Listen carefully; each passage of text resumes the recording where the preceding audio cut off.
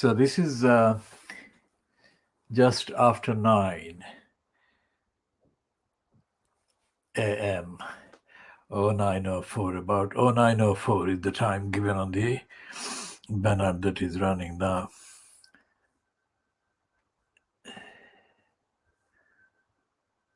Thursday, the 11th of March 2021, and this is part 2 or part B of the KhoodeelaarTV channel being broadcast only online on the internet, not on satellite or on terrestrial platforms.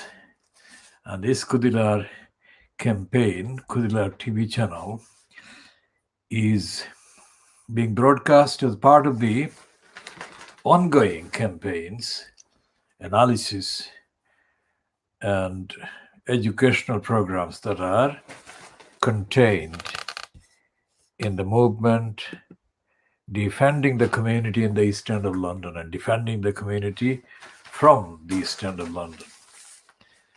And the movement defending the community in the East End of London was founded on the 13th of June, 1963. That was 2 years plus before the formation of the London Borough of Tower Hamlets Council and the other 31 boroughs or 30 boroughs in London that make up the boroughs in what is known as Greater London.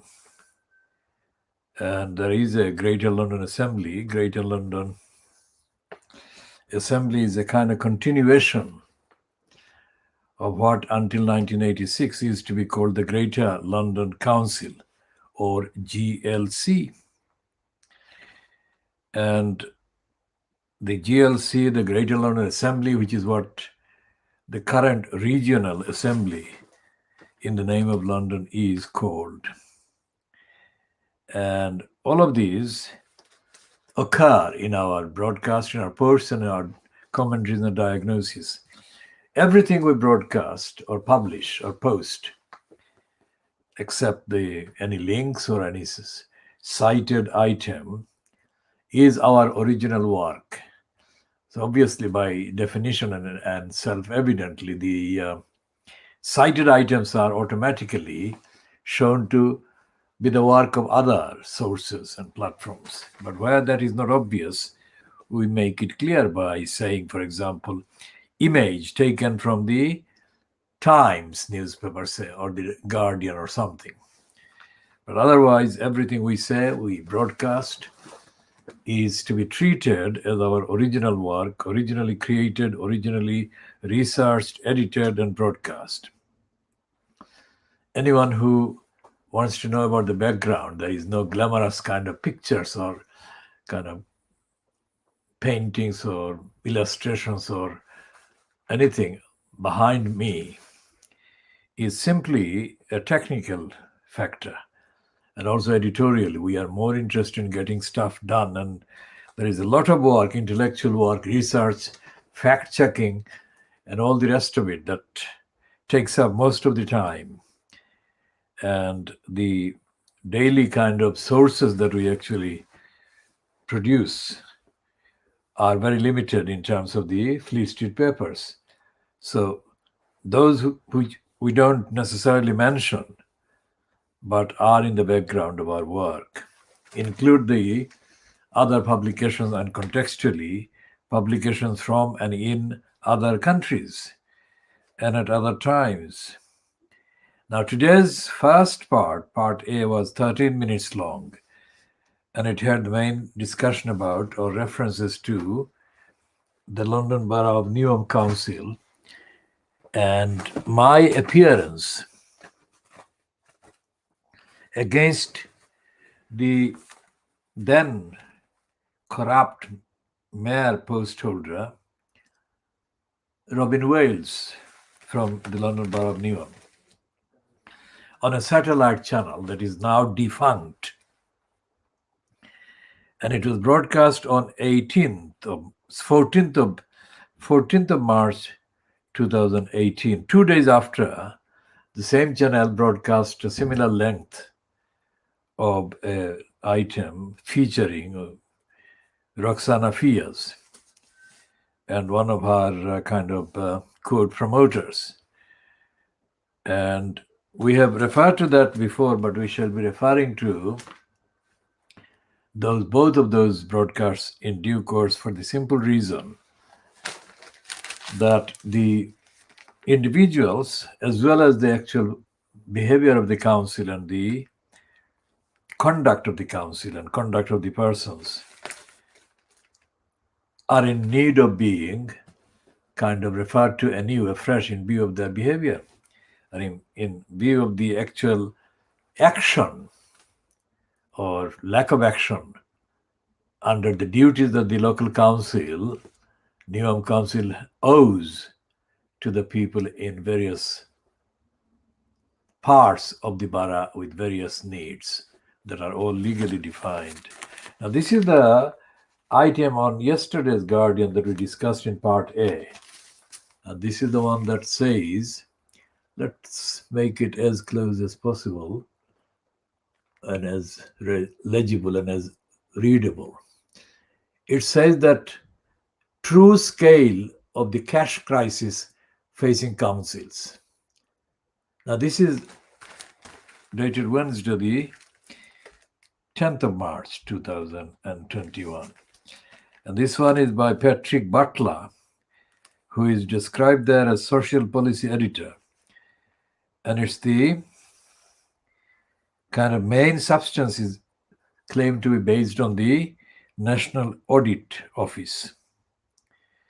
And he said that the National Audit Office is quoted as saying, or not quoted as, is stated as saying, that 94% of English councils, that is, councils based in the England part of the UK, expect to cut spending next year to meet legal duties to balance budgets amid the coronavirus pandemic.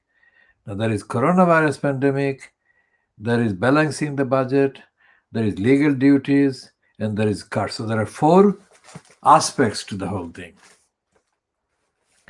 And as anyone familiar with our analysis of the Fleet Street papers and our particular analysis and identification of the Guardian, should be able to find enough references by us to the Guardian as a corrupt newspaper disguised as a so-called liberal type of newspaper, but it's actually corrupt and it has got a problem with identity. In that its main kind of claim is that it's not the Daily Mail, but it actually apes the Daily Mail's agenda more furiously and more frequently than it actually otherwise admits. And it's a right-wing kind of operation, as exposed during the campaign over 5 years of Corbyn. The Guardian attacked Corbyn throughout. And that attack was exactly the same kind of attacks that the Daily Mail and the Scum and the others, Daily Express, etc., carried out against Corbyn. And what is happening in this article? This article is completely ignorant. And this person, Patrick Butler, is an idiot. We have seen his pieces, and he's an idiot. He has got more of the kind of publications or titles that he is given bylines to or for are in denial. And this one, the true scale of the cash crisis facing councils, starts with the kind of attack on the services that the council is duty bound to deliver, and is being excused by citing the so-called National Audit Office kind of excuse that cuts are responsible for the failure of the councils or the diversion by the councils of the funds to various kind of dubious headings by denying the main services, etc. Now, let's take the case of Newham in the relevant detail. Our campaign has direct, exclusive evidence that in the last fortnight, Newham Council has been wasting employees' time and causing serious losses and damages to at least one member of the community in Newham.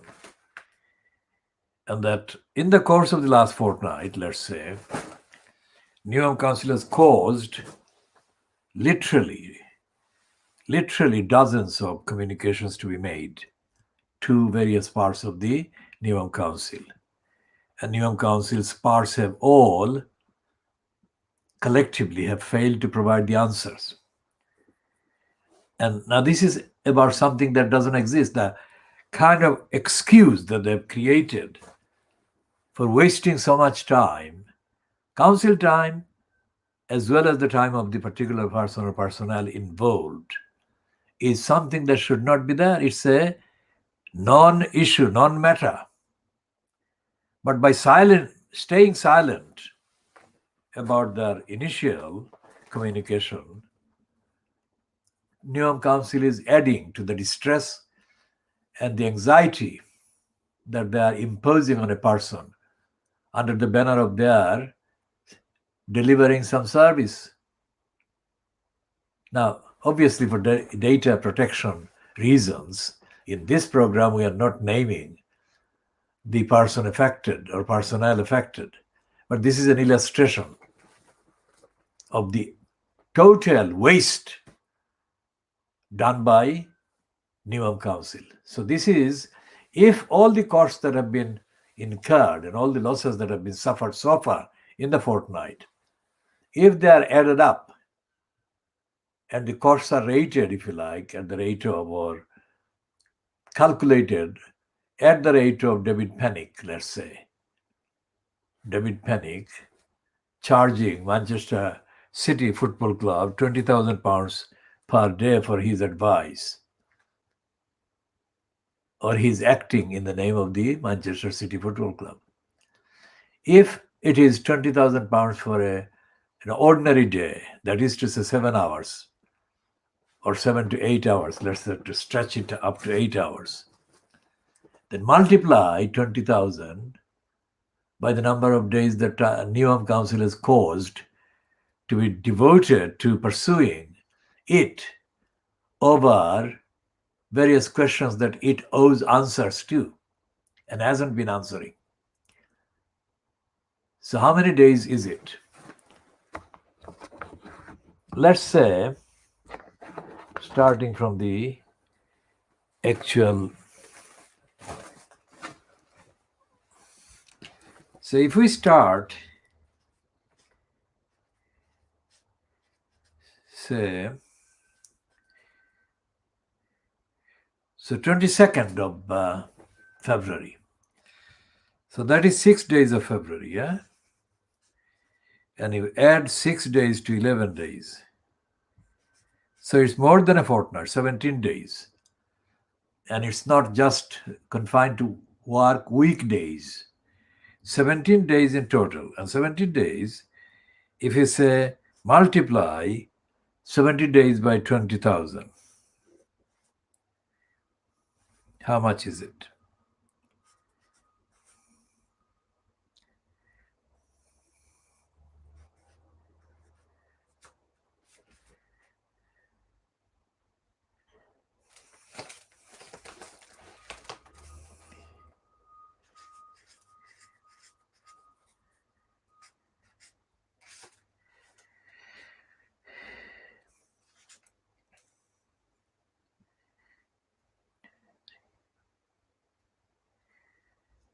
So it's, for 10 days it's £200,000, and add another 140.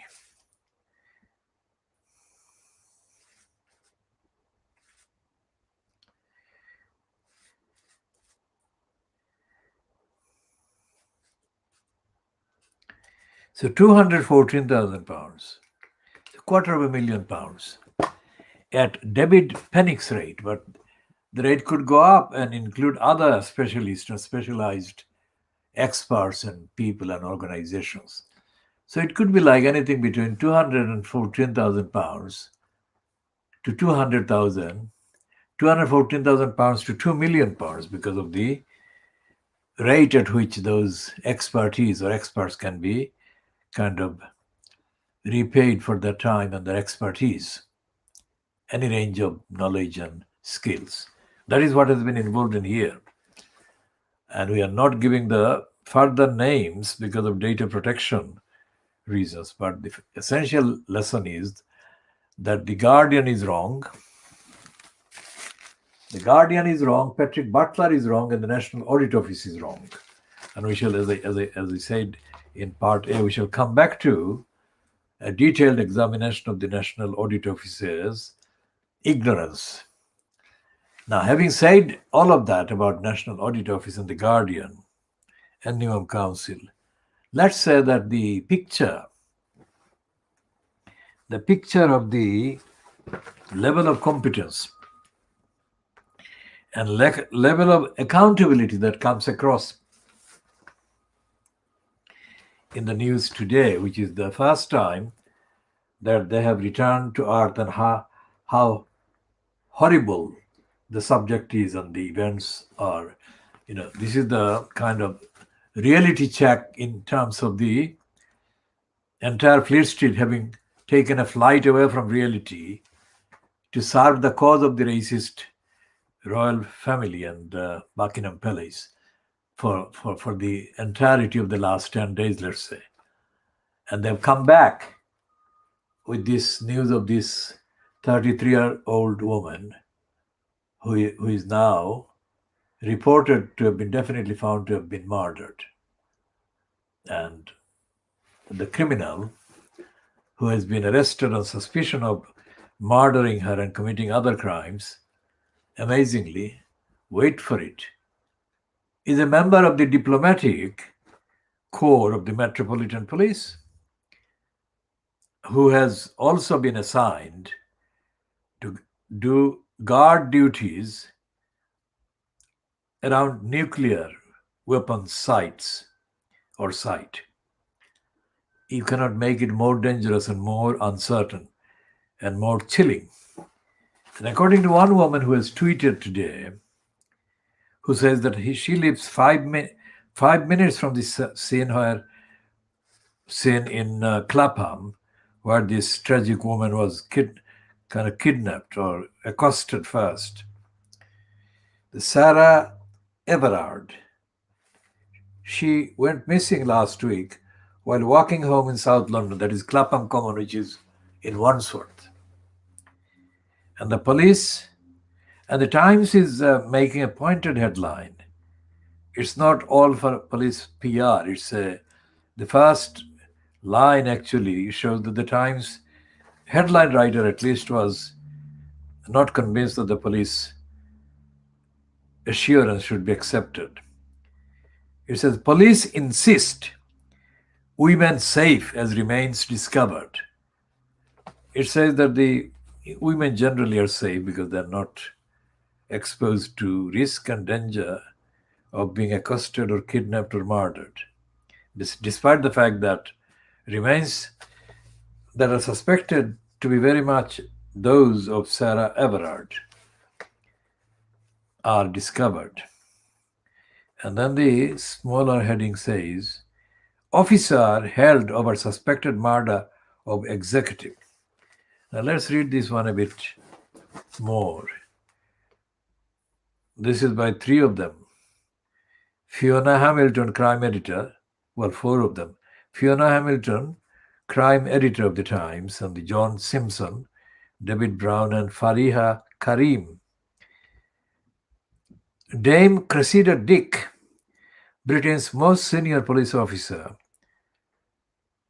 tried last night to reassure women they were safe walking the streets after one of her officers was arrested on suspicion of murdering the marketing manager Sarah Everard. That's a contradictory item of news or assertion.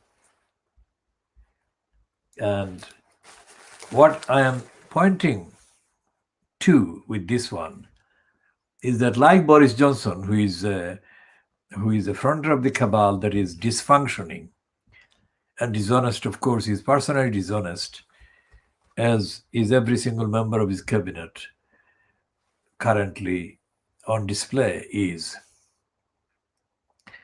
the central government in the UK is fronted by a dishonest person or a dishonest cabal, incompetent, dysfunctioning, and dishonest. Now, in addition to that, there are kind of racism, because in the last 48 hours, Johnson has craftily kind of sidled up in terms of a narrative very near Brenda, that is also known as Queen Elizabeth II.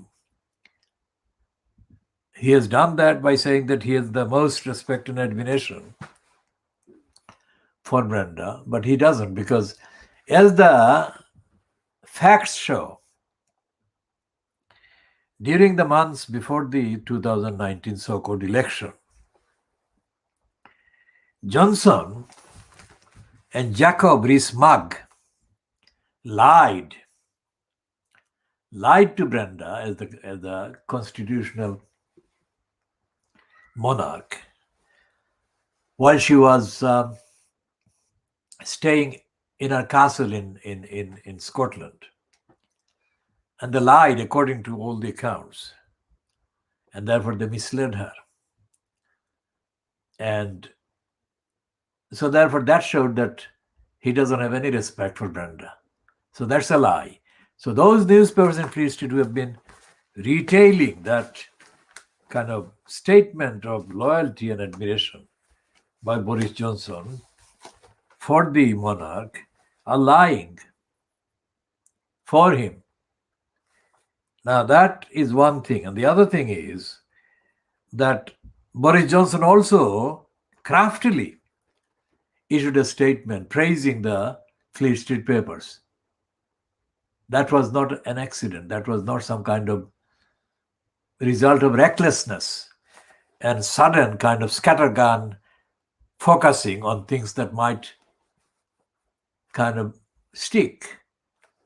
As Sputnik has said, attributing a quote or a statement by Muhammad Akhunji. Akhunji being the licensed law trader who has been seen in the public domain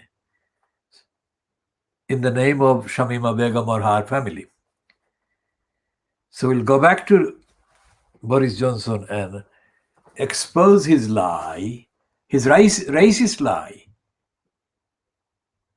And how does he craftily cover up that lie? He issues a statement within hours of it being confirmed that the interview with Oprah Winfrey given by Meghan Markle and Harry contained references to very serious racist discrimination, bullying, and harassment against Meghan. And what Boris Johnson does, he's not mentioned, he's not anywhere near anything to do with the interview. And yet he suddenly appears as if holding on to the tail of Brenda, also known as Queen Elizabeth II, and saying that no, there was no racism. Because what Meghan and Harry have been subjected to over the last 2 years is a persistent, poisonous, racistly motivated, racistly conducted campaign of harassment to hound Meghan Markle out of the UK and out of the royal family, to separate them, to have them ditched by the others in the royal family, and to have them kind of made so discredited that they would have no legitimate sense of security or safety or being at home or feeling at home in the UK. That is the truth. And what Boris Johnson has done, instead of saying that, oh, no, no, there was no racism, he says that he defends the press and he thinks that the press is not racist. Now, that is blatantly wrong and untrue and untruthful. And that itself is racist. The timing and the actual fact of his even daring to issue that denial is itself racist. Now, that is bad. But the bad is made worse, even worse, by the various subsidiary liars that have now cottoned on and are now kind of hanging on to the kind of narrative that is designed to salvage designed to salvage the image of the so-called royal family that is fronted by Brenda, also known as Elizabeth II. And here is a white man. And not only is he a white man, he is also notorious as a self-confessed former member of the Communist Party of Britain, who has now become a paid kind of slave, mental slave, serving as an agent for the right wing, very anti-communist right wing, Rupert Murdoch as a columnist in the Times or as a commentator in the Times. And the headline to his piece today, Times, page 25, the Times of Thursday, the 11th of March, 2021. The headline says, there is no hard evidence of royal racism. There is no such thing as royal racism, and there is no such thing as hard evidence. What there is continuous, constant, undeniable evidence, as experienced by the victims of racism, that racism rules everything in Britain. And nobody would say that there is a particular brand of racism that can be called royal racism. It's not. It's racism, full stop. So let's look at Aranovich defending the racists in the royal family, or the racists, let's say, full stop. I'm not a great one for duchesses. Who gives a what, whether he is or not? As Robbie Burns wrote of deference to lords. Now, Robbie Burns was not a black person.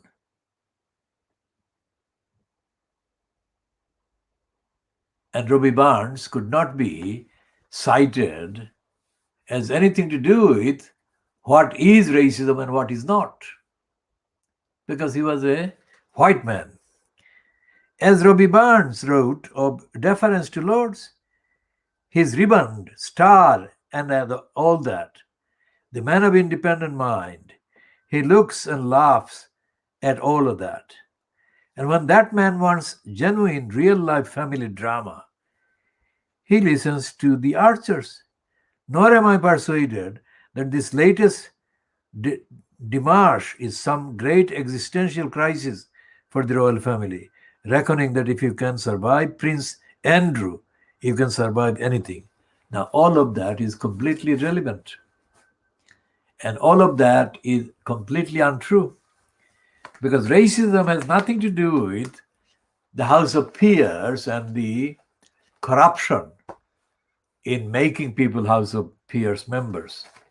Racism is all over the place, and racism is the main driving force behind most of the decisions about society and individually, and racism is the dominant factor. And as I have been saying, racism also is the Brexit. I mean, I don't need to repeat the things because they can be checked on the record of what I have already said on the video and the broadcasts, and also have been publishing for a very long time. Now, he then says,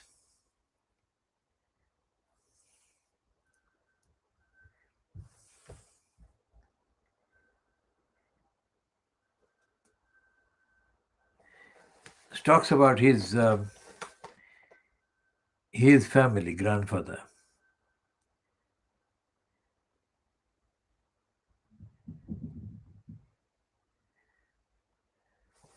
So he says about his maternal grandfather, an army officer whom I only met once. He said he met David Aranovich, had a derogatory word for just about every nationality and color other than his own, all of which he deployed with an imperial sense of national and racial superiority. He is admitting his own grandfather. This included describing my father, that is, the man described his own son, as a hairy Jewish gorilla.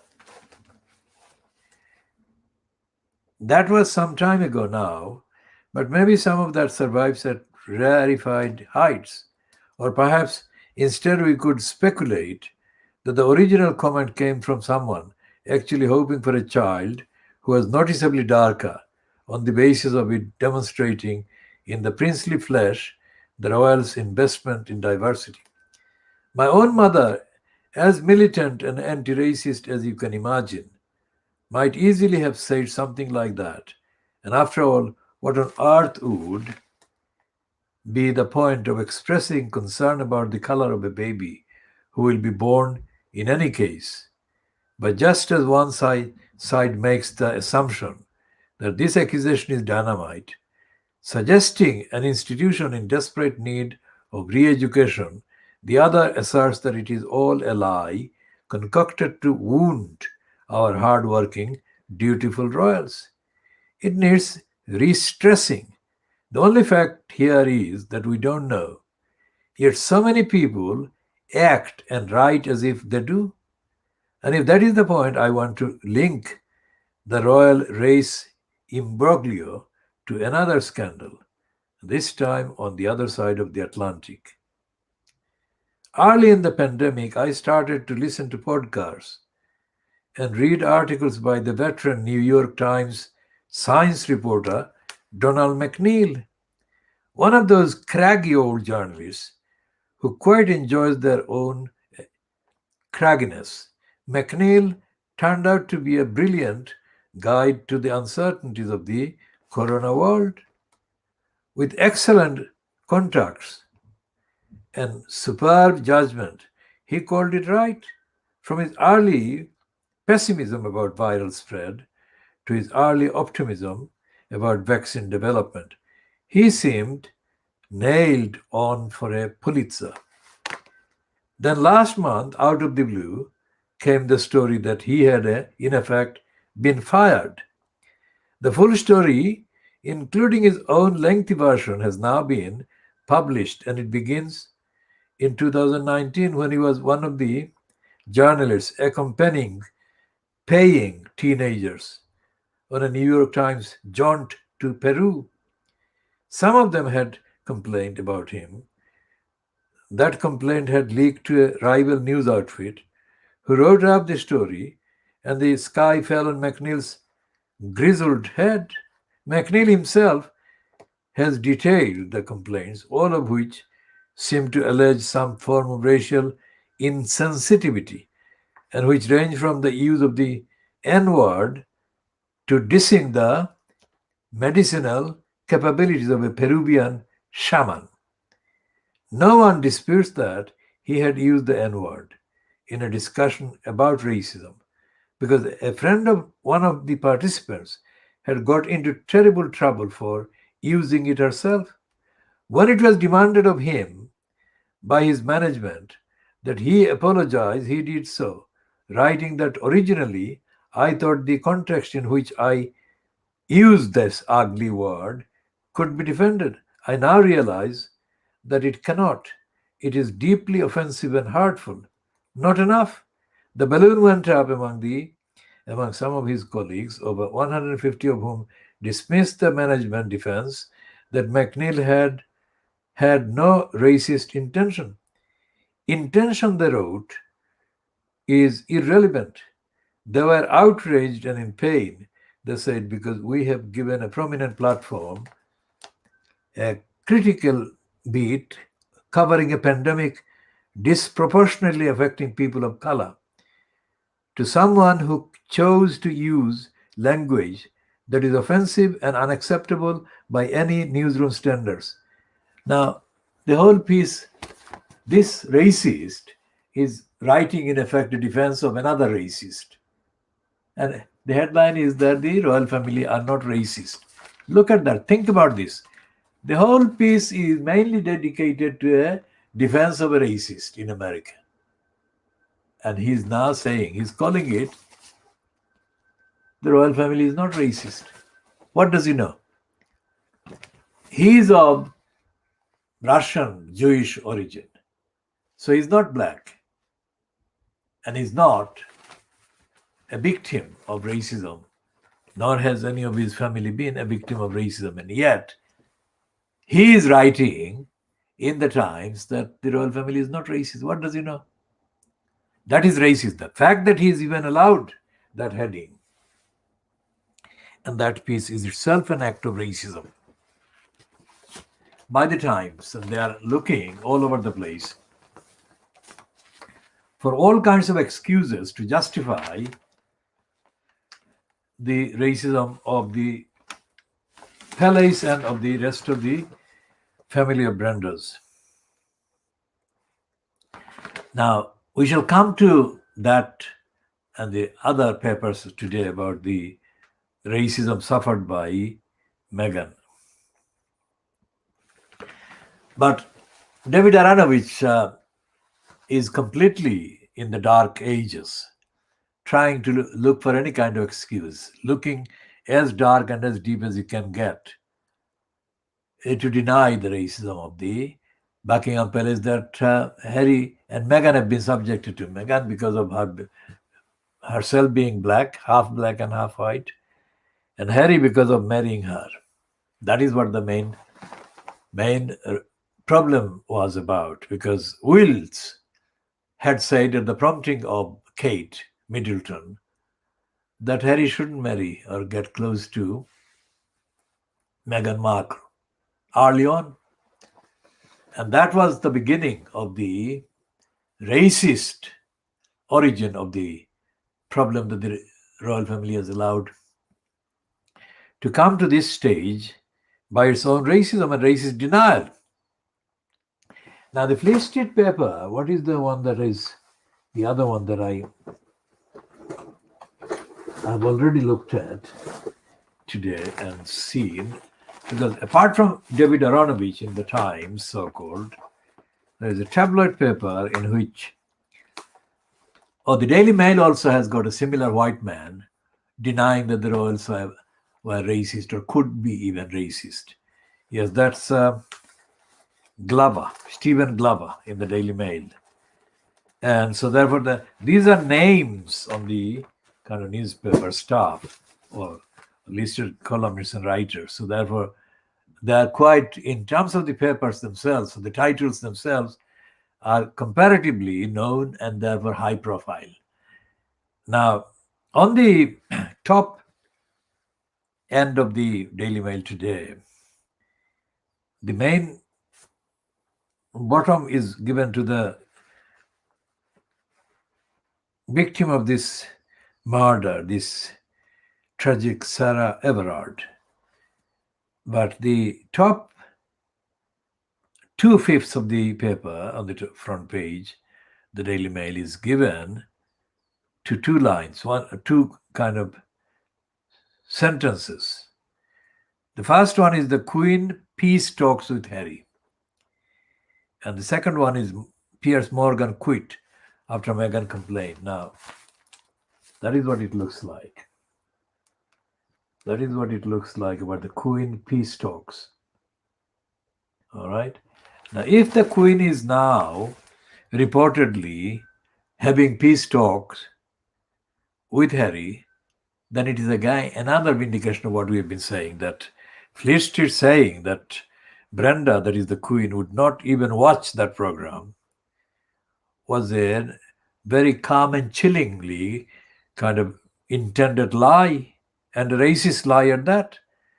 Because Immediately after the coverage by press and the rest of the media of the contents of the interview, Brenda was reported to have already backtracked and began to kind of reluctantly, but on the facts, in fact, on the facts, admit that there were concerning issues. And as we discussed yesterday, she said that allegation of racism is concerning, but that she will deal with those in private. That is the contradiction I discussed at length yesterday. But today, the Queen Peace Talks with Harry is even another, in terms of propaganda in public, another hallmark, milestone towards the truth and against the racist Fleet Street and the racist royal family. Because as I said yesterday, and as other people must have said similar things, not necessarily the same things exactly as I said, but similar things, that far from the royal family being the kind of at the moral high ground, this whole mention of the fact that Meghan was hounded and harassed by racists variously was going to destroy the royal family's integrity and image. And I have said, and if I haven't said exactly these words, let me say these words. I have meant to say this, that whatever they actually did to cover up the truth about the murder of Diana, and even the confession by Brenda that she had had a horrible year, annus horribilis, she described 1997 to be. Whatever she did and whatever her courtiers and others did,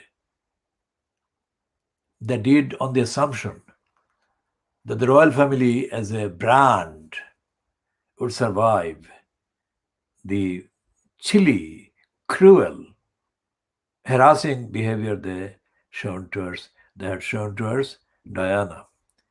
Now that is, in the world context today, that is peanuts in terms of the challenge and in terms of the problems faced by the family of Brandas following the murder of Diana and Dodi Fayed.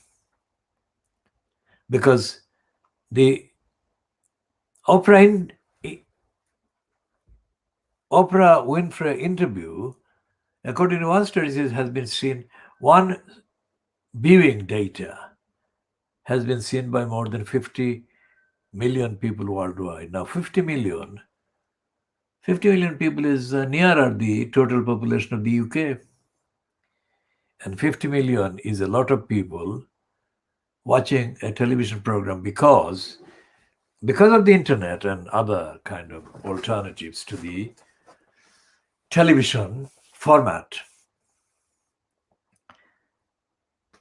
Viewing figures like 50 million for one particular episode or one particular event is quite high. Looking at the viewing figures for some of the most kind of promoted and kind of quote popular series or plays, 50 million by any standard is very, very significant number of people watching, number one. Number two is that in Asia and Africa, where all the so-called former Commonwealth countries, that is to say, the British Empire countries are based, the royal family is treated as a kind of template on many things, as a standard bearer, as a kind of barometer. But the significant thing is that if those majority of the people who do view or have had such view about the royal family, so far, they would be the most horrified by this claim that royal family has been racistly hounding this black woman. And the royal family's status would like drop from 100, let's say, on a scale of 100, it would drop like -3 or something. That is how bad it has been. But the likes of Stephen Glover and the stupid racist David Aronovich are incapable intellectually to come to any conclusion that shows that they are racist or that the world is not prepared to put up with racism in the way that they think they have been used to. So that is going to be the second factor. The other factor is that in the USA, despite the fact that the police are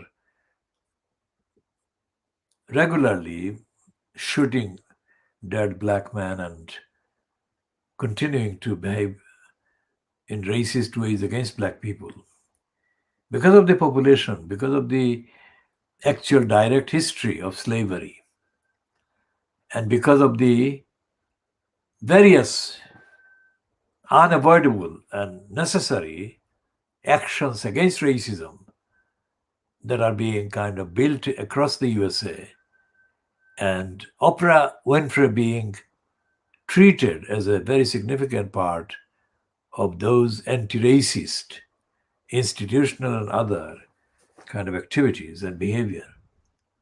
The fact that she has given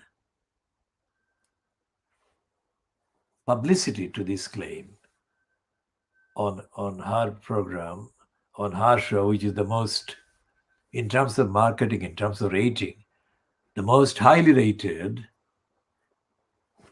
program or outlet or show in the USA, that is nothing compared to murmurs that Muhammad Al-Fayed uttered by accusing the royal family of murdering Diana and his son Dodi Fayed. So the response today, as shown in even the Daily Mail, which has been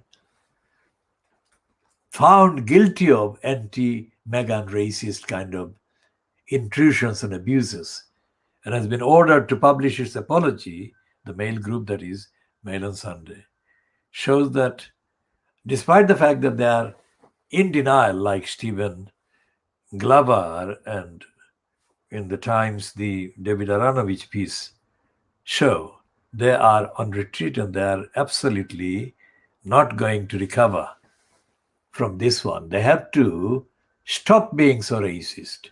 That's the point I make. This may not be the same thing as racism being ended, let me hasten to say. And the Daily Mail apart, this Daily Mirror is the only one that is running kind of a front page without referring to the interview of the royal family of racism. And they're, of course, correctly focusing on something overdue, that is the dishonesty and corruption and abuse of the COVID-19 funds, that is millions, billions of pounds of COVID-19 funds are being siphoned off to cons and conservative donors and others. And the Daily Mirror is saying that 37 billion test and trace system, that doesn't work. I mean, it doesn't need explaining. That is the test and trace, and it's a project that Boris Johnson handed to his friend and Cameron's friend, and a conservative kind of proven failure. Dido Harding, wife of a conservative MP and former minister. Former minister that I had kind of tried to extract answers to questions from when he was local government minister and I was presenting a program, the Khoodeelaar campaign program I presented in 2016 for about 5 weeks on a satellite channel that is now defunct.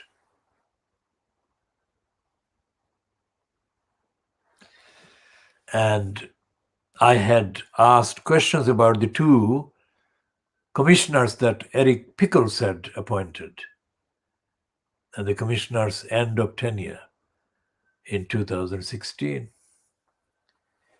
And I found that I was communicating to a number of serial dead people in the communities and local government department. Now, this phrase, dead people, applies to all the local councils, applies to all the central government departments, applies to all the parliamentary committees and so on.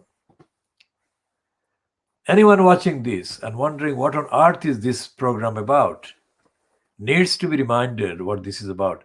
This is original, world-exclusive investigation into Fleet Street. Now, Fleet Street is not just about, the investigation is not just about the contents of Fleet Street newspapers, but their origins, the sources, the links, and the narratives and the agenda that they represent, which takes us into the workings or lack of working of the government departments, of elected MPs and elected councillors and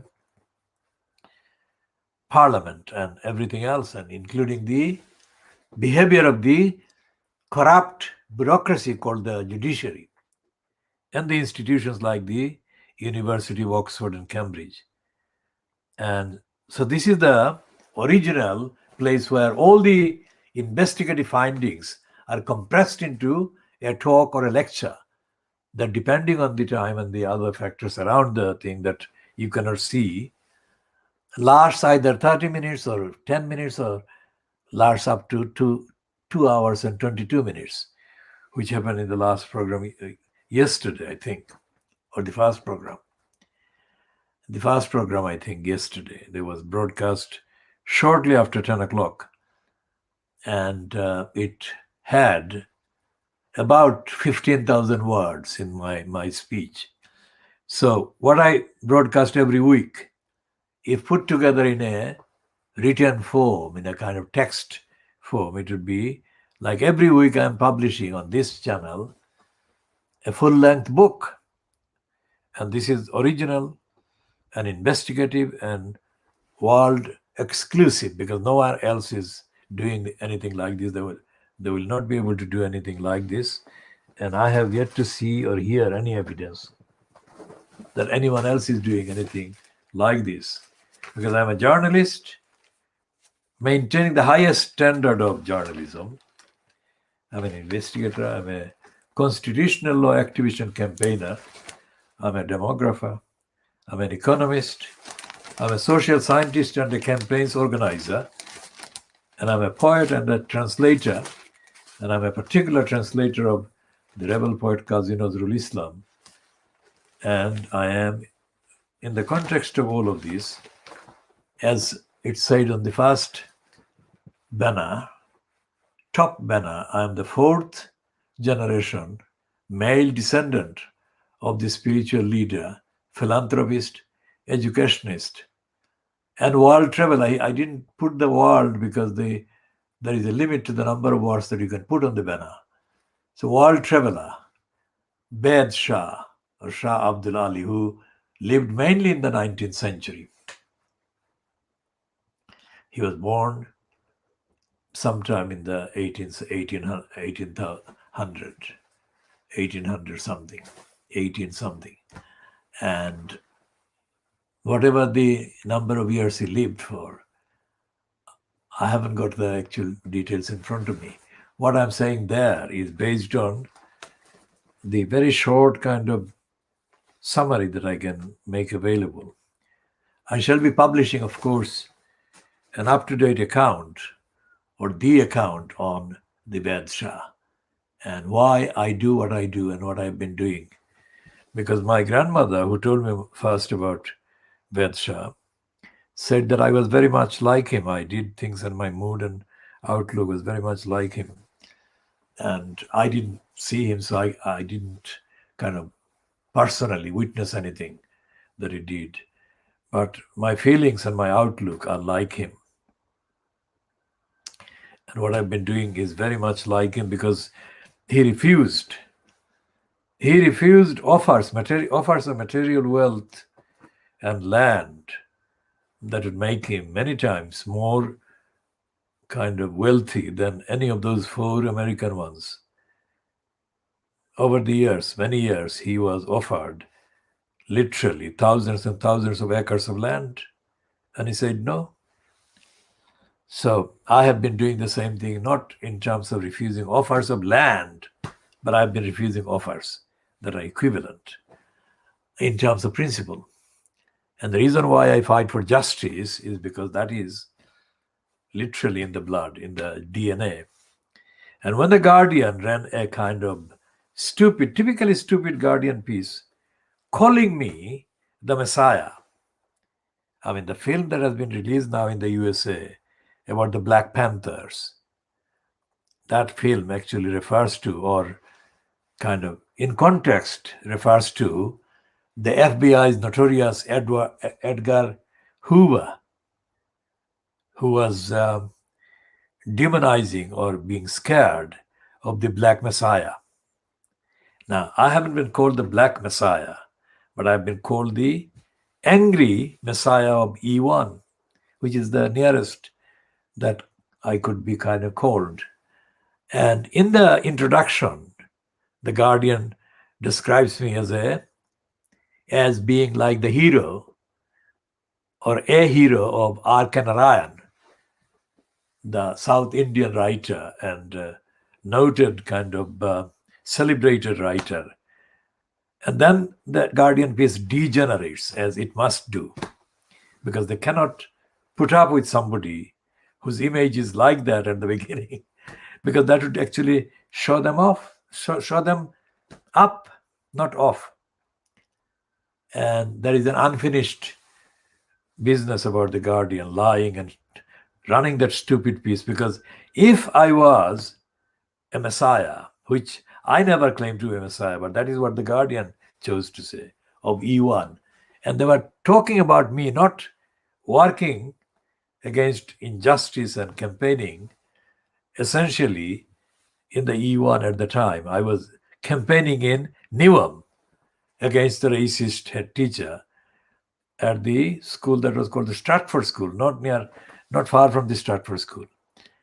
And it had a complex kind of composition, because although it was in Newham, it was one of those conservative creations in terms of governance. It was a grant-maintained school, and the grant-maintained school was opposed by the Newham local council, which is and was controlled by the Labour Party. And my involvement began or was triggered by the appearance in the London Evening Standard of a piece by Shekhar Bhatia, or one of the Bhatias, who was employed either as a freelancer or as a kind of staff writer, who completely messed up the actual context and the narrative and distorted the facts about the Stratford School, because at that time, that is January 1992, the parents that were embattled against the head teacher, Anne Snelling, at that time, were demanding the right to be treated as governors, which Anne Snelling refused to do because of her racism, because the majority of the governors were not white, because of the children were not white. So they were representative. The parents were representative of the kind of demography of the school, the population of the school. So Shekhar Bhatia spoke to the chair of the governors at that time, a man, I think, from northwest Pakistan, called Ghulam Rasul Shaida. Now, Ghulam Rasul Shaida claimed to me that he had a master's degree from a university in Pakistan before he came to the UK. If that is the case, then that might be the case. But the way he treated the English language and the way he approached many expressions suggested that he needed kind of a long and proper kind of introduction to using the language, English language, ordinarily. So that might have been one reason why Shekhar Bhatia, or whatever Bhatia that was able to exploit his Ghulam Rasul Shahida's kind of command of the English language, or limited command of the English language, or Ghulam Rasul Shahida's inability to understand some of the colloquial kind of expressions which Shekhar Bhatia might have used, I don't know. But looking at the text of what Shekhar Bhatia published about Ghulam Rasul Shahida, immediately alarm bells rang.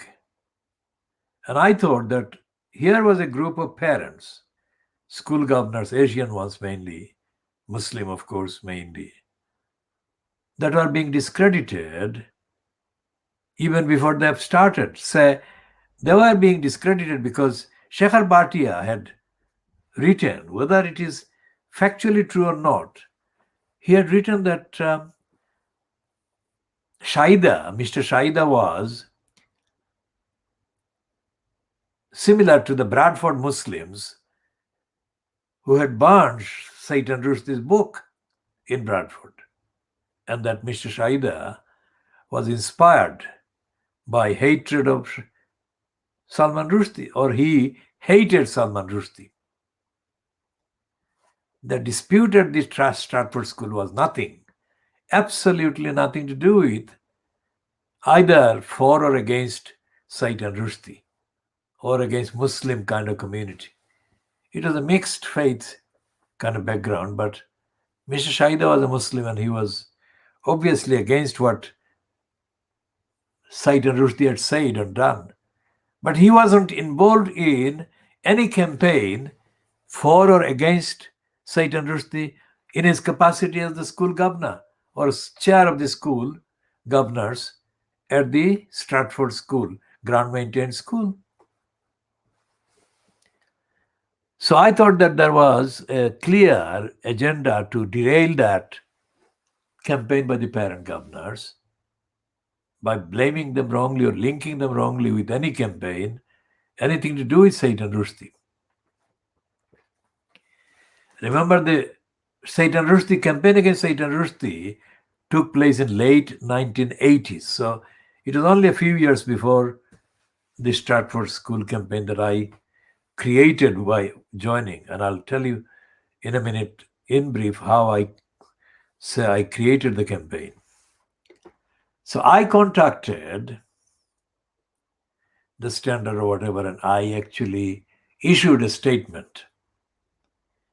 I contacted Shahida or I contacted somebody, and I issued a statement in my capacity as the secretary of the London Collective of Black Governors, Black including African and Asian background people as well.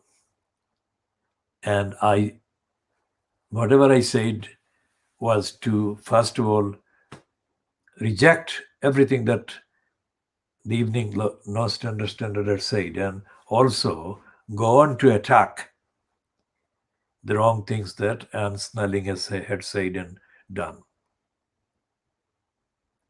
So then that was the moment when this campaign took root and it started to be reported in the mainstream, like by the newsroom southeast of the BBC on BBC One and ITV's London News Bulletin.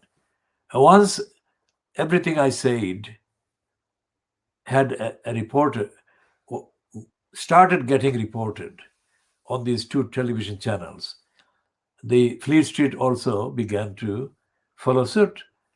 And it was the day, it was the time, it was the period, is the era of fax machines, not internet and not Twitter or a blog or website. it was still the era of fax machines. And I had communications, regular communications, almost on a daily basis for a number of weeks, which is a long time in a campaign that was getting such high profile in London, in the London television, mainly London television news outlets. I had regular daily contacts and communications with the following. Not initiated by me, but I had contacts. So therefore, it meant that I was receiving lots more kind of requests for interviews, whatever, than I was making requests to say something. And I had contacts from Alistair McCall, who was a reporter on the Daily Telegraph. And it was McCall's time. When McCall was doing that, Max Hastings was editing the Daily Telegraph, which is called, where he was called Max Hitler Hastings. And from the Times newspaper, I was getting calls and communications from a reporter who is no longer with the Times now, but he was similarly as frequent as Alistair McCall. And from the BBC newsroom, I was getting more approaches from Alison Jacks than anybody else. But these are things that happened about 29 years ago. And I'm not looking at any records, I'm just speaking from memory. The point is that Fleet Street and the BBC and the ITV have never been kind of staffed by well-informed, enlightened journalists. And all of them have been in denial of racism, and all of them have been on the side of the racists. And the number of times that I spoke to Alistair McCall and the others on the telephone would have been hundreds of times, which is a lot of work, which is a lot of times. And on every single component of the fact, everything I said was vindicated, has been vindicated, and will continue to be vindicated. So this is a significant engagement that I had over January, February, March, April, May. So 5 months. 5 months of engagement. And if, let's say, just to translate to the idea of the costs and damages and whatever, if the Newham Council, which has been causing a lot of waste of time and still not answering questions that are legitimate and absolutely based on the facts of their conduct, that is, I have said, worth in David Pennick's kind of terms or rates, £250,000 or whatever. And what I did at the Stratford School would be worth £1 billion if you look at the whole the ramifications and all the issues and all the details that have been examined and kind of diagnosed and brought up to date. Every aspect of so-called education, every aspect of so-called governorship and democracy and accountability, every aspect of migration, every aspect of imperialism, every aspect of brainwashing, and every aspect of discrimination, denial, and obstruction to access. Everything has had to be dealt with in order to rebut the accusation by the head teacher and Snelling and the Department for Education, so-called, where Kenneth Clarke was the Secretary of State. And it was, of course, John Major's government. And Kenneth Clarke issued stupidity after stupidity and idiocy after racist idiocy, none of which stuck. And everything I said, both to the television people as well as to Fleet Street, has been vindicated. And this is 29 years ago. And I shall come to the behavior of the midget Ian Pissoff. And it is then at that time that I called him Ian Pissoff, because he published a series of lies in a number of private eye issues about the school. Everything they published about what I was doing was lies.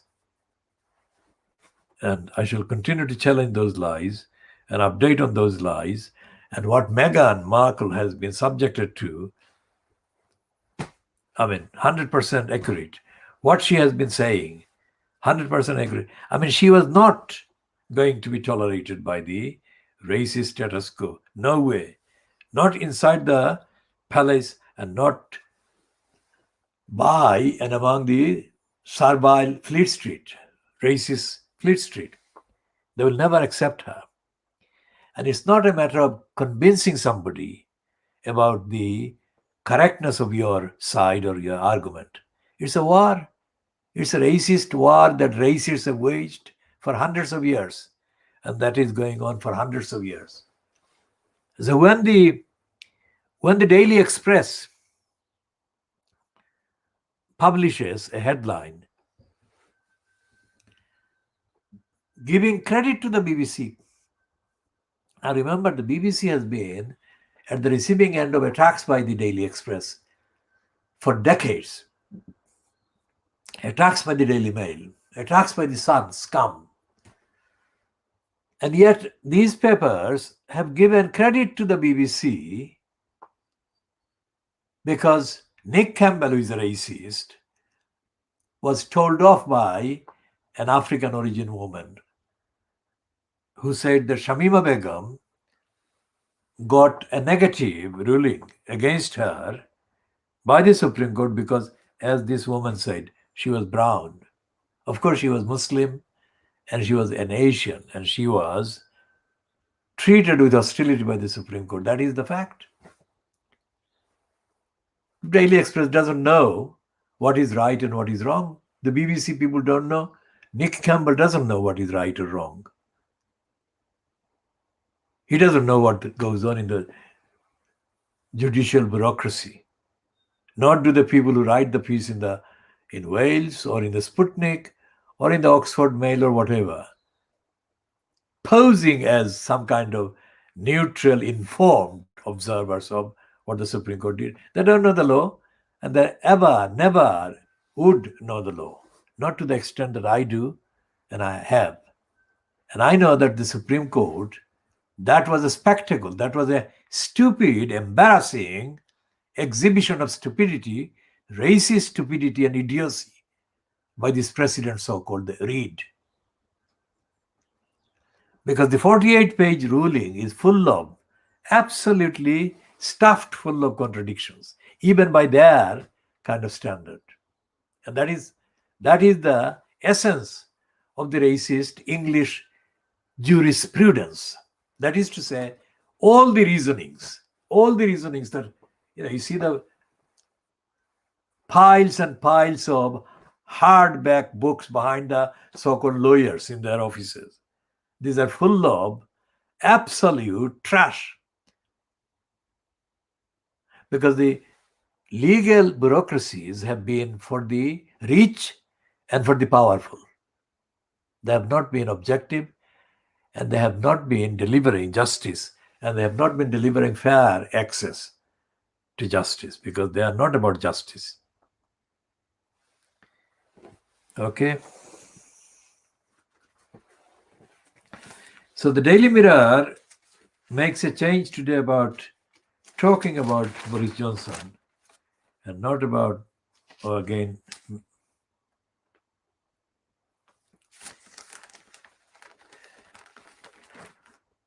Meghan Markle now.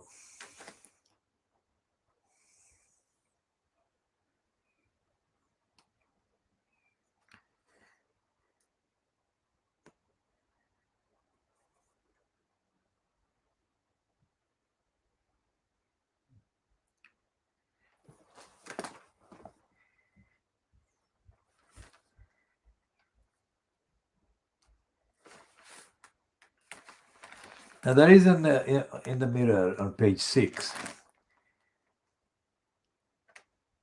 a piece about this medical person. What is he called? The morons don't give his name at the beginning.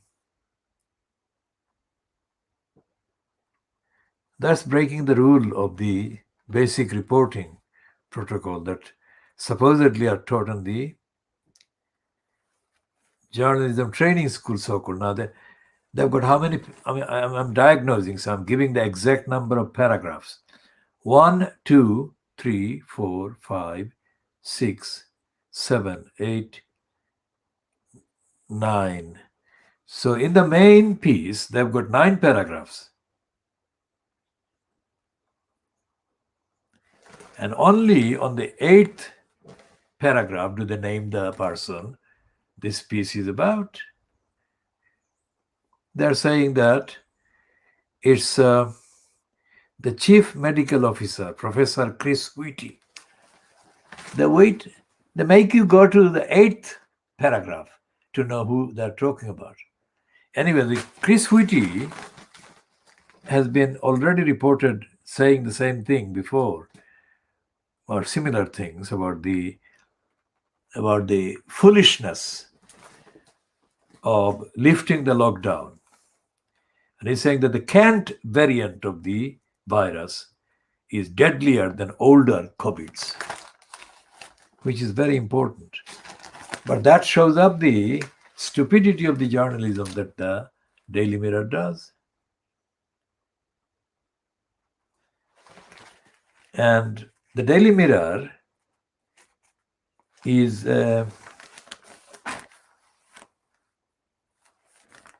we shall come to the Daily Mirror in a minute, but let's see what they're saying about this tragic person, Sarah Everard, who has been murdered. What can you say after a metropolitan policeman is arrested for murdering her?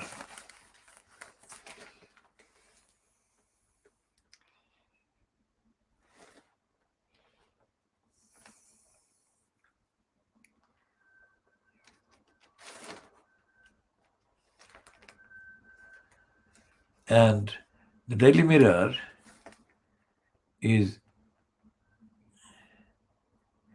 claiming that Ghislaine Maxwell's brother knows where the snap was taken and where was it taken.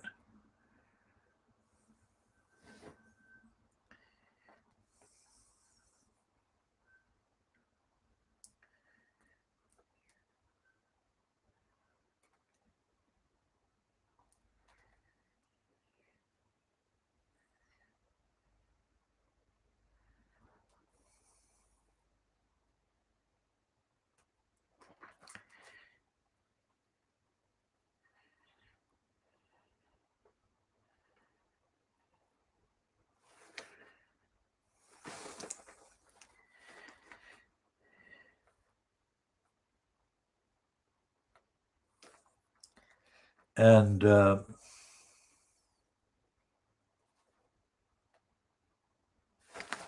Daily Mirror is justifying backing Piers Morgan against Meghan Markle.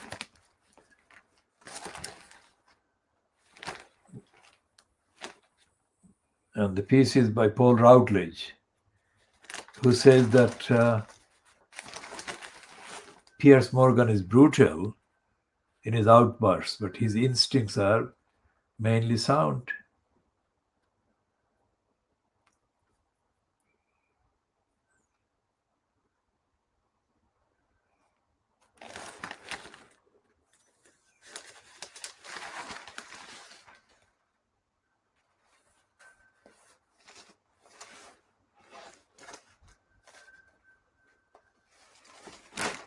And the ITV has got other problems, other accusations against it. And this woman, black woman, the African woman in the Mirror, says to Piers Morgan that it was wrong to attack Meghan so harshly, Piers. Now,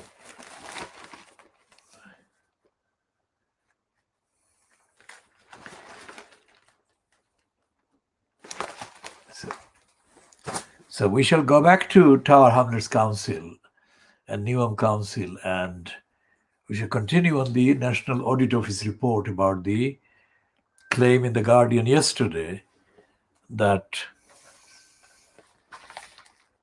true scale of the cash crisis facing councils. Now that assumes that if the cash crisis wasn't there, the councils would be delivering their duties. That is total lies. That is untrue and untruthful. Let's recap on the things that councils do wrong, even when they have the money.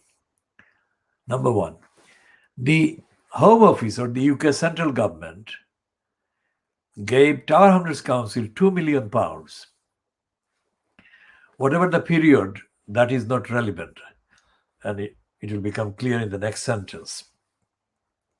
And Tower Hamlets Council's in-house employees in the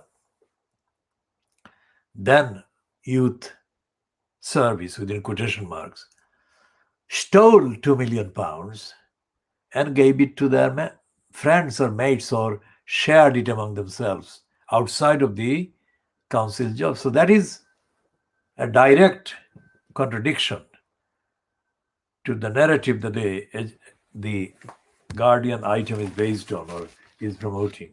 The cash. Only because they have cash doesn't mean that councils use the cash for the right purpose or the right duty. And not only did they steal that £2 million, they stole other money. And they stole the other money by creating fake companies and fake identities for fake companies or fame projects, let's say, in Tower Hamlets. Notice that. So when you read this, or when you hear about councils failing to do their job because they haven't got enough central government funding, think about what Tower Hamlets Council's in-house, that is employed as council staff in the youth disservice. Disservice is my word, not their word. Disservice is based on the disservice that they did instead of service. Then Tower Hamlets Council had the other budgets over the period 2010, October 2010, when Lutfur Rahman was foisted as the first incumbent, that is, the first occupant in the post of the corrupting post of elected mayor in October 2010. And 2010 was the year, the calendar year, when these children would have been 10 years old, these Shamima Begum and the other two girls with her, and whatever the age of the other fourth girl who went to Syria in 2014, maybe a year older or younger. That remains subject to be checked. Essentially, these children were 10 years old.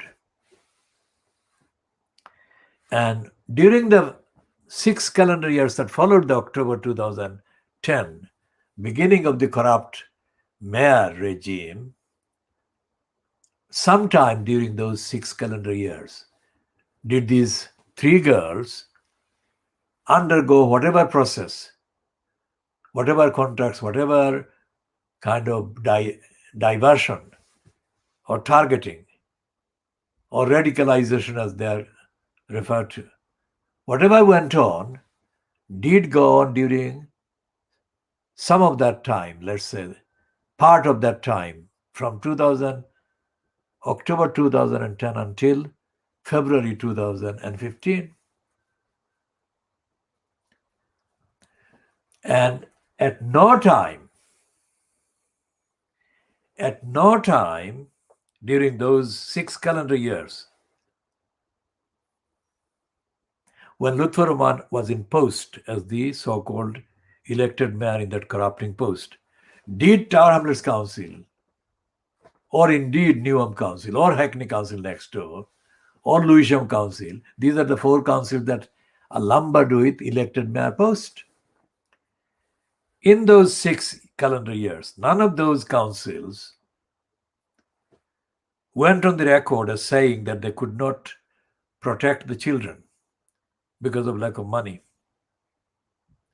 or they could not safeguard children exposed to serious threats of harm. None of them. So let them deny, let any of them deny that. So that's the challenge that is, let's say, should be treated as the disclaimer, as the current, as the policy of our program. If we say anything that is factually not true or accurate, then we are welcoming anyone who should give us the facts. If what we are saying is not factually 100% accurate. If we are saying 100% accurate things, then we move on to demanding the Tower Hamlets Council publish the evidence of what they did to safeguard children in those 6 years. That is one part. That is one side. The other side is that what has the Tower Hamlets Council still being obliged to deliver safeguarding duties to safeguard children? What has the Tower Hamlets Council been doing since February 2015, when these children were first reported on mainstream media as having crossed into Syria? What has the Tower Hamlets Council been doing? Let them publish. And as far as the Home Office is concerned, do they recognize the Tower Hamlets Council was in any way answerable for its safeguarding duties towards the children? Does the Ministry of Housing, that is local government department or local council department, have any understanding that Tower Hamlets Council failed? If Tower Hamlets Council did fail, then what has the local government department been doing to hold Tower Hamlets Council to account? What has the local government, Ministry of Housing or whatever,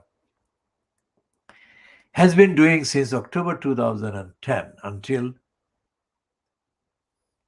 the 26th of February, when the Supreme Court published its stupid, corrupt judgment against Shamima Begum's rights as a child, as a British-born child. So any viewer who is aware of complex issues being aired and discussed must recognize that this program is bringing very serious, substantial issues of legal duties being failed and breached and denied, and other duties, and about racism, factual, robust, rigorous, factual, evidence-based information and questions. And so we continue to move on about Tower Hamlets Council being a council in denial generally.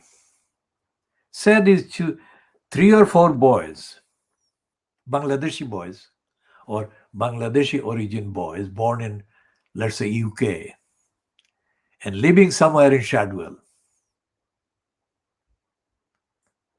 and standing on the Cable Street, on the side of the Cable Street, at a spot not far from the bus stop, the westbound bus stop on the D3 route that stops just before the primary school, the Bluegate Primary School or Bluegate Fields Primary School.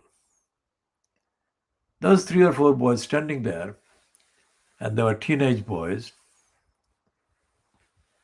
Bangladeshi boys, standing there and throwing eggs at Bangladeshi persons walking past. Think about that.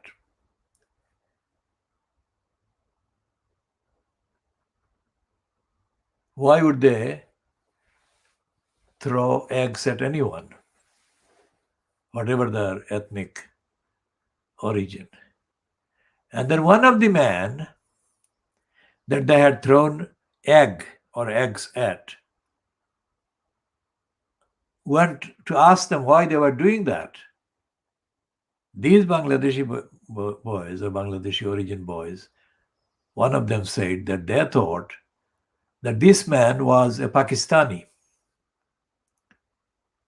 I mean, quite why they thought that was one thing, but even if the person was Pakistani or Indian or from another background, why would they think that it was okay for them to attack that person with eggs or anything, or have any issue with the person passing by?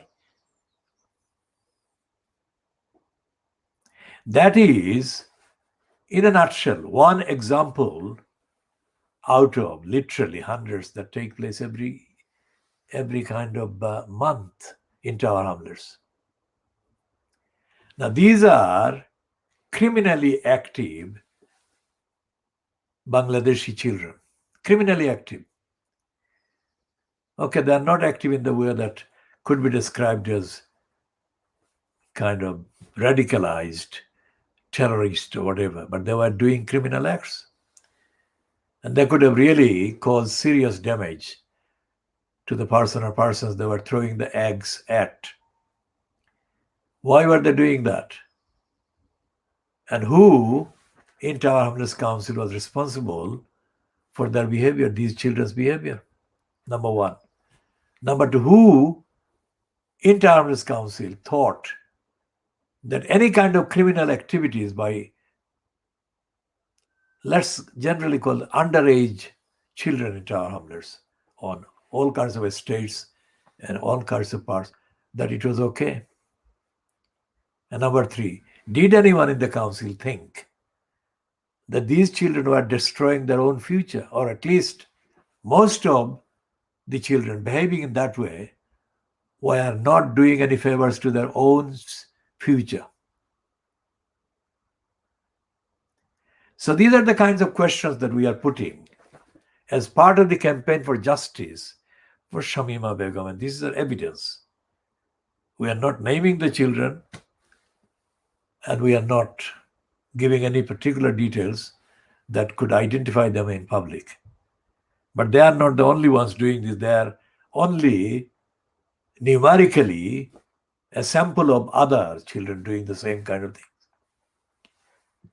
Remember the migrants? Remember the children drowning in the channel, English channel, French channel, whatever, while trying to cross into England for a better life, out of starvation, out of famine, out of genocide and massacres back in their countries of origins in the two continents, Africa and Asia. Compare those children drowning in the channel with these children in Shadwell, Bangladeshi-born children, throwing what they thought was eggs, but that this could hit people with devastating consequences, injuries. And the distress was undeniable. So who told them to do that? And what mindset was it that allowed them to do that at the time or similar, along the same time when children of their age were dying in the English Channel in their bid to come for a better future? Is that the kind of future that they were coming to? Would they be allowed to behave in that way? And why was none of these three or four children even aware of any responsibility? They might be underage, but they were not. They were not imbeciles, and they were not incapable of basic rational conversation and concepts. Who allowed them to be in that mindset, in that position? What did the schools do? What did the councils do? And what did their parents do? And what did the so-called community leaders do? And what were they ever? Were they ever bothered about this? And did they know what Bangladeshi children were doing to other Bangladeshi people, including Bangladeshi adults? And this, again, as I said, this particular incident was taking place in the Cable Street in Shadwell. But similar, not necessarily the exact details, but similar criminal behavior by Bangladeshi teenagers against Bangladeshi adults were taking place right across the border. And they are now. Okay, because of the lockdown, the numbers of incidents may be different, but similar things are happening. Things that are criminal, things that are violent, and things that are harmful. And who gave them the kind of idea that they could do that and get away with this? That they do that and it could not have any consequence on other people or on themselves.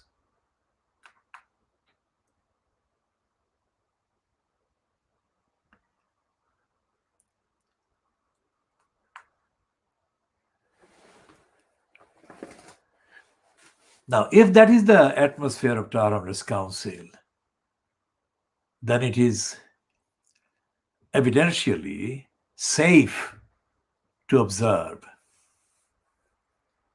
that the council was not being operated to look out for that kind of behavior and to address the behavior. It follows logically that anything that went on, not in the public sense of these Bangladeshi teenagers throwing eggs at passers-by who are Bangladeshi as well, but passers-by that were being attacked also on the assumption that they might be of Indian or Pakistani origin. I mean, why would that make any difference? Why would a Pakistani or an Indian be considered as warranting attacks by Bangladeshis? Where did that come from? And what has happened is that in the few elections, let's say the first election to Tower Hamlets Council of the largest number of Bangladeshi candidates of the Labour Party was in 1990. In May 1990, so let's count, 94, 98, and 2002, 2006, and 2010, 2014, and 2018. So there has been 28 years, let's say, since the largest number of Bangladeshi candidates stood for election and got elected to Tower Hamlets Council. So 7 elections. Out of the 7 elections, of course, there have been some constant, but most of the candidates that got elected in 1990 are no longer on the council, let's say. But what can be checked is what they said, and what they moved and what they left out. Who can account for their kind of time as elected councillor on Tower Hamlets Council? Who will be prepared to publish, make available in public their actions, their policies, their campaigns within the council? That is a question I'm putting here, and I'm putting this as part of the campaign for justice for this Shamima Begum and her friends, but other children as well. And this is the thing that I have said before. Nobody else has said that. I'm saying it and I have said it, and this is the best way, evidentially, to proceed to establish who said what and who did what as a councillor on Town Council. And I'm talking about the combined context as a Labour Party member, as a Bangladeshi member, and most of the Bangladeshis, with very small exceptions, have been put members of the Muslim community. And Muslim is important because Muslims are considered to be the radicals, or the people whose community has radicals in them. So which councillor or which elected councillors since May 1990 actually sought the information about who was getting derailed, who was getting misled, who was getting involved in radicalism or similar. I'm not saying radicalism as such, but similar. Anything that is harmful, anything that is illegal, that is anything that is broadly antisocial and corrupt and criminal, as objectively defined, as defined in the accepted law of the land, if you like. So which councillor or councillors have done that job and defend the values that I am advocating and I've been advocating in whatever capacity they have been doing it, how they have been doing it, and what independent means of proof is available, or can they cite, or can they mention to prove that they actually did what they are claiming to have done. So I give another example. When I organized the campaign, let's say between 1993 and 95, I have been doing multiple campaigns at once and at the same time. When I organized the campaign at the school in E14 in Manchester Road, following an approach to me by groups of parents or guardians in the E14 area in the Manchester Road, after a Bangladeshi boy in that secondary school was nearly beaten to death by white children. Nearly beaten to death. So I was kind of contracted as an emergency. This is how I have been working. I go like the fireman, going to put out the fire and start the campaign, which is what I did on that school. And I have never received any funding, and I have not been funded. If anyone contributed anything, it would be like to do the communication at the time, or part of it, or transport like cabs and whatever. And I say that emphatically. I have not been funded, and no one could fund me, because the work I do cannot be funded without huge sums of money and resources. And because of that, I know the community's limitations, so I make myself available, and I have been funding all of that with my own resources and abilities and skills. And so that school had the head teacher who refused to protect the safety of the children. Remember safeguarding? And we are talking a long time before these children were even kind of out of or into primary school. It is maybe they were 2 years old or 3 years old. Shamima would have been 2 or 3 years old at the time in 93, 94. So I went to the place, including visiting several flats in the Samuda estate or Samuda Road, not far from the Mulberry School on the other side of the Blackwall Tunnel.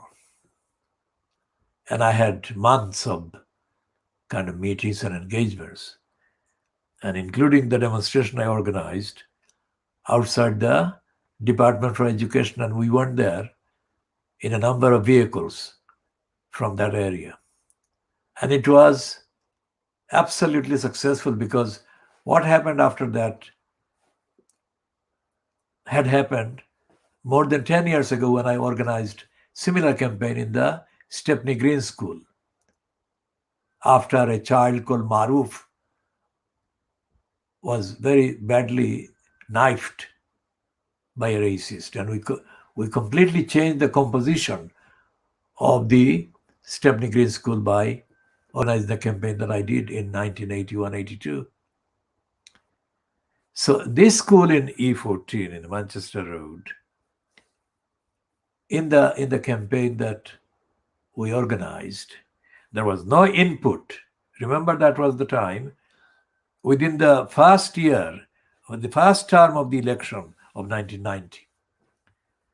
Not a single Tower Hamlets councillor was involved. Remember what we are talking about. What did the Tower Hamlets councillors do for safeguarding children?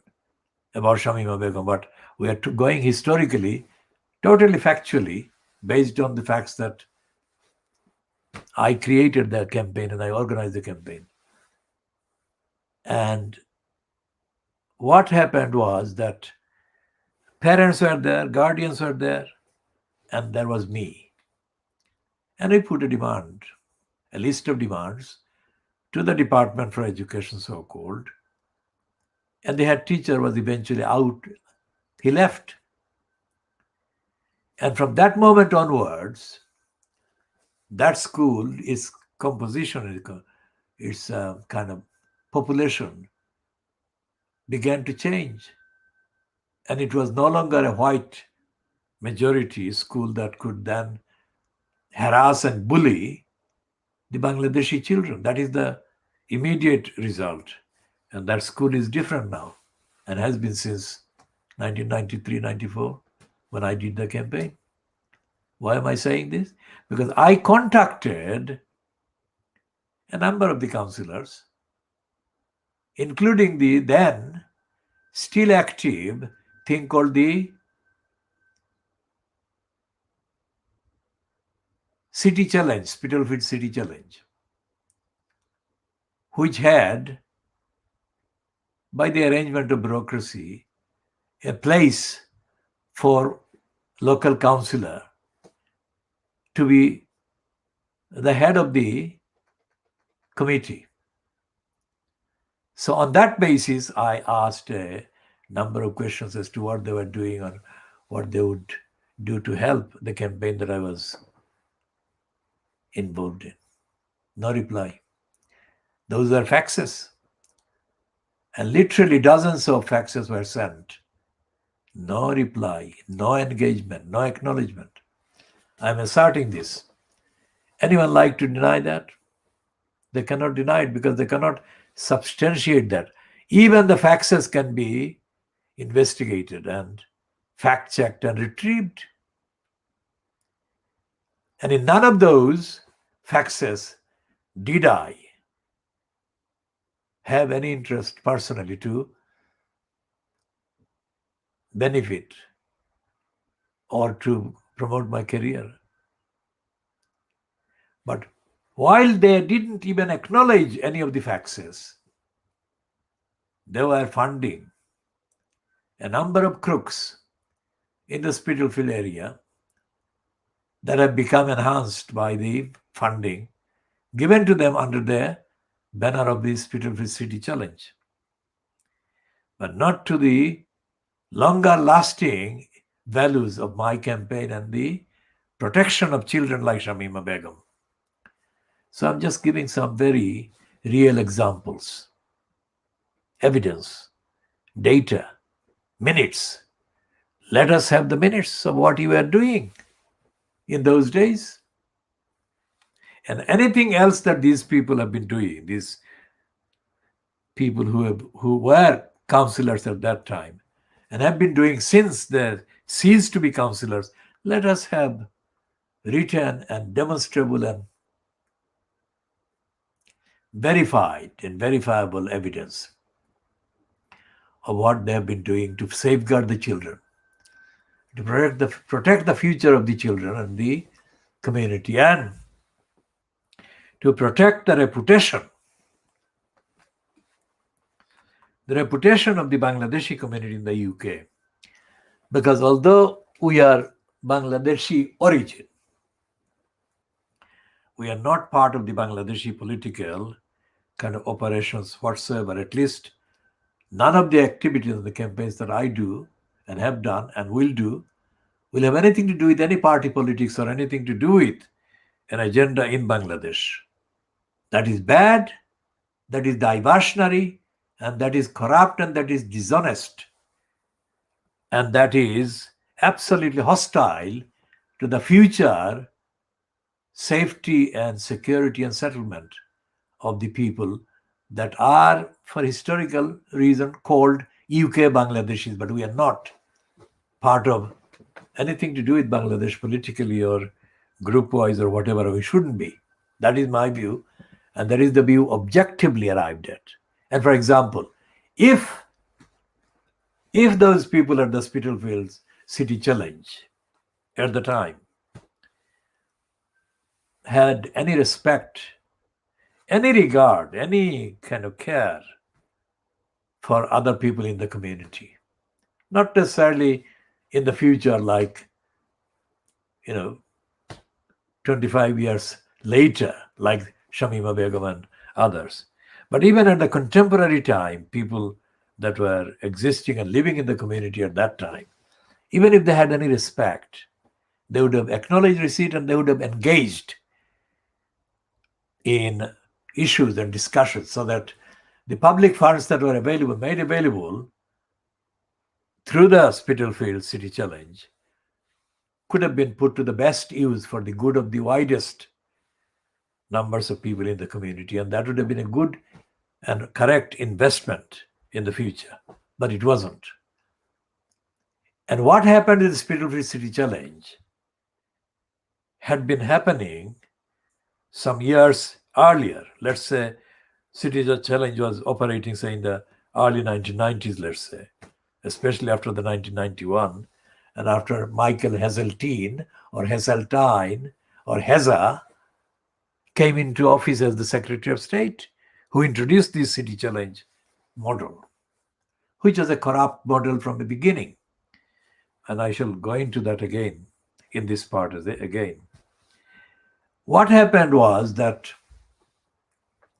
the 1991 uprisings that prompted Heseltine to introduce this City Challenge model in some cities in the northeast of England, northwest of England, in the Midlands, and in London, of course, was that this was based on the racist, shabby kind of sociological opinion that as the youths in upheaval were mainly of Caribbean origin or of African origin through the Caribbean, and of Asian origin, mainly in the Midlands and in the northern boroughs, that they would be kind of open to being bought off, and a lot of funding channeled through the City Challenge route given to groups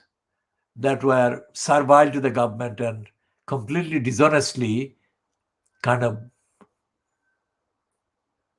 formed in response to the possibility of money being available, that the uprisings would end.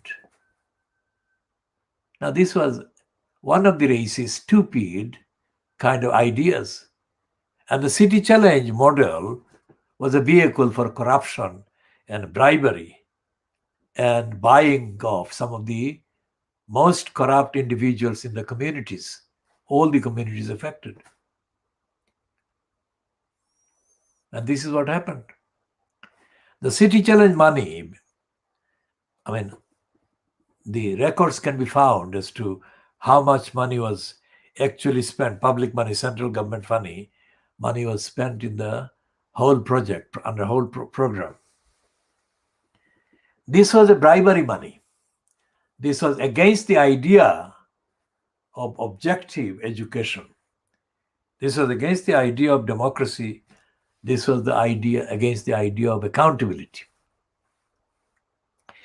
And what it did was it gave undue access to crooks in the local communities to occupy decision-making positions in those city challenge bodies. And because they had the kind of license, if you like, given by the government,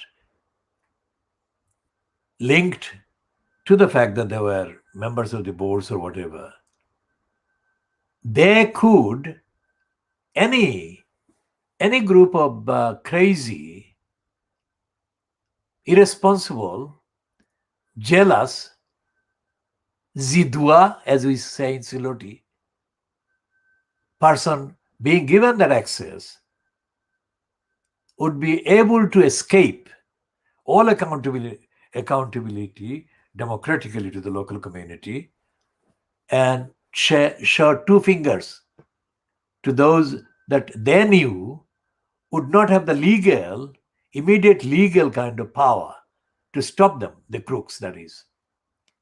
That is exactly what happened. And this was going to happen anytime, every time that ethnicity was used.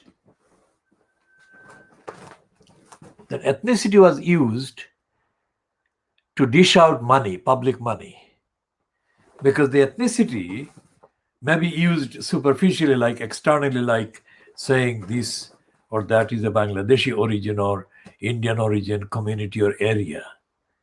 But within that community, there exists no platform that is objectively, fairly accessible to all the members of the community. And the same thing happened in Tower Hamlets, in the Bangladeshi community, especially in Brick Lane, in the kind of Spitalfields areas. Spitalfield, Bethnal Green, whatever. And there was no platform independently existing and operating because there was no resource, there was no funding. And so therefore no one from another functioning body could assert the democratic say on behalf of the community to the Spitalfields City Challenge and demand accountability for the allocation of funding that the City Challenge was making. So once the money went, the money went. And you cannot recover the money because there is no actual avenue available through the court system that allows access for justice and adjudication for these kind of decisions, because it would be an issue of practicality. How much public resource can be given to adjudicate on decisions that are now passed and worthless to review because they cannot be gone through again? It would be duplication for nothing.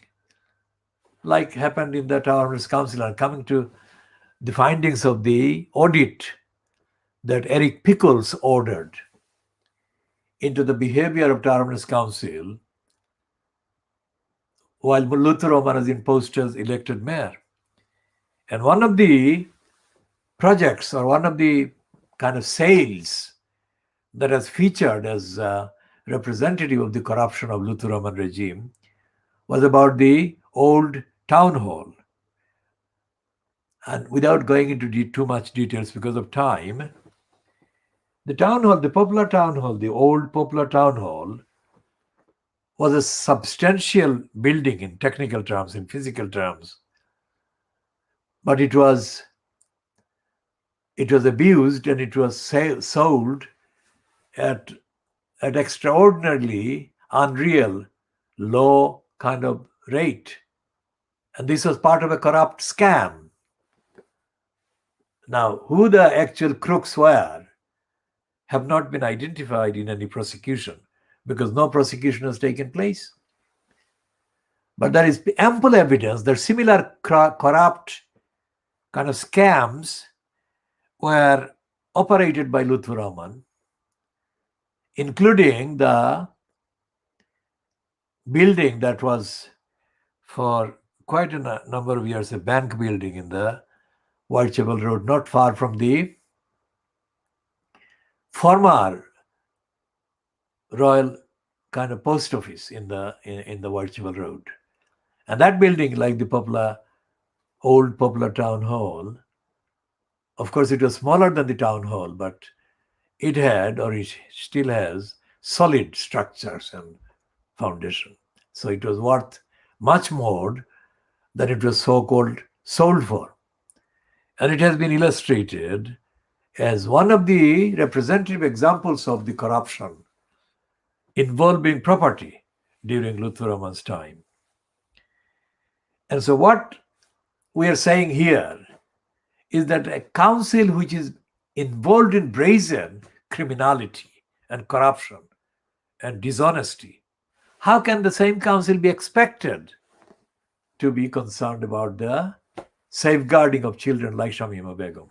That is the point of referring to all of this in this particular kind of part, because they are not the decision makers in the council, either Lutfur Rahman as the mayor or John Biggs as the mayor, elected mayor so-called. None of them is kind of seen to be under rigorous demands and questioning from anywhere in the community, anywhere in the council. And as I have been saying, to this day, which is the 11th of March, 2021, which is what, 11th of month, 13 days, 2 weeks since the corrupt ruling against Shamima Begum issued by the so-called Supreme Court. And in the 2 weeks, there have been lots of so-called issues and topics that have been featuring in the so-called ethnicity-linked media in the borough of Tower Hamlets. But the points that we have been making have not been actually made by any platform. They have been referring to Shamima Begum, of course, but they have not been questioning anything of the council. They have been lame in putting references like, did Tower Hamlets Council do this, do that? This is a lame and incomplete imitation of our original rigorous campaign demands. Think about that.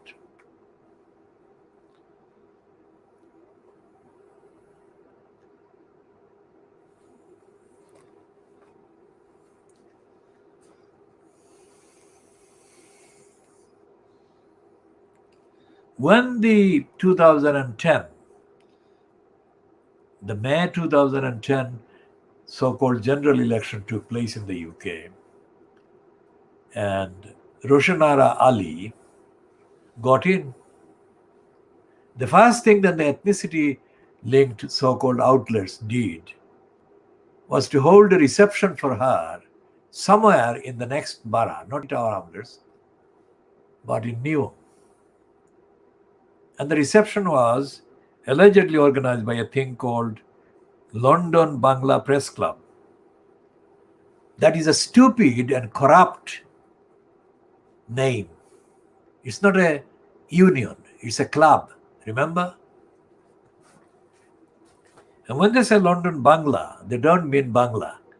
They don't Sylheti speakers posing as Bangla speakers and doing all kinds of ingratiations for all kinds of criminal and malified sources, including agencies in Bangladesh or from Bangladesh. And Rushnara Ali was feted as some kind of big achievement. I mean, she became an MP. It's not an achievement. It's a reflection of the presence of the people among the electorate who constitute Bangladeshis, and that is all she did. She did, and others on her behalf did, kind of tell the people to vote for her because she's of the same background. That's all. There was no evidence that Rushnara Ali was going to deliver anything by being an MP for the community. She hasn't. And the fact that she hasn't doesn't need to be looked for in a deep, mysterious kind of hay or sack of haze or collection of haze. She has not done anything about the dozens of issues involved in the whole series of activities that Shamima Begum and her friends have been through. And Rushna Ali hasn't done anything about this duties of the schools, duties of the council, duties of the government towards the community, towards the people affected by this. Not against poverty, not against homelessness, not against corruption and criminality. In fact, Rushna Ali, as one of the two MPs from the Borough of Tower Hamlets, or one of the two MPs from one of the two constituencies in Tower Hamlets, has been part and parcel of collusion with crooks of the Tower Hamlets community housing. And her criminal collusion with those crooks has been made known to the Labour Party in Tower Hamlets, which has said that whatever she did or didn't do was not the responsibility of the Tower Hamlets Labour Party, but Parliament or whatever. Parliament cannot do anything except to waste time. Rushna Ali has shown the narrative, the agenda, the purpose, and her affiliation. And those are contrary to the majority of the needs that exist in the community among the people in the electorate. Her collusion, complicity with the Tower Hamlets community housing took place, let's say, in September 2011. And this has been the subject of literally dozens of communications which have recorded what she did and her role.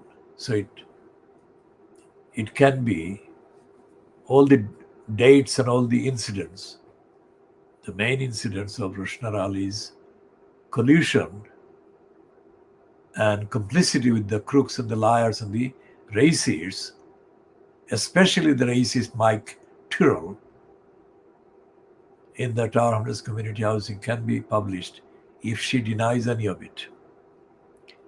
And I invite Rushna Ali to go on the record, adequately on the record, to deny any of the allegations that exist and are standing against her. So if Rushna Ali was already engaged in collusion and complicity